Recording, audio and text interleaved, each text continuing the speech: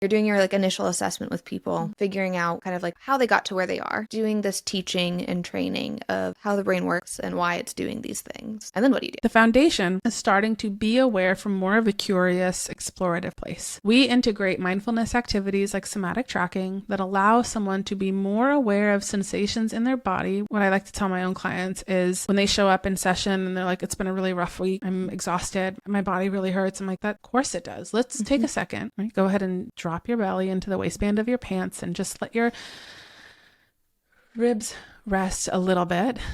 Right, and drop into your chest and let your shoulders get real heavy, and then you can feel your collarbones using themselves, and then putting some space between your back molars, and that lets your cheeks and your ears rest, and then let your eyebrows get really heavy and your forehead elongates, and just take a second to just notice what you're experiencing in your body. That felt so nice. Yeah, and every time I do it, I kind of like make myself go into a zone. I'm hypnotized right now.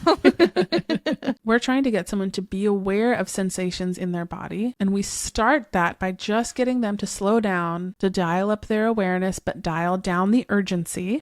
And we dial down the urgency by just getting you started, following your breath, something neutral, something there. If your breath is uncomfortable to pay attention to, I encourage someone to find the pulse in the tips of their fingers, playing a game of follow the leader. Your sensations are the leader and you are just following.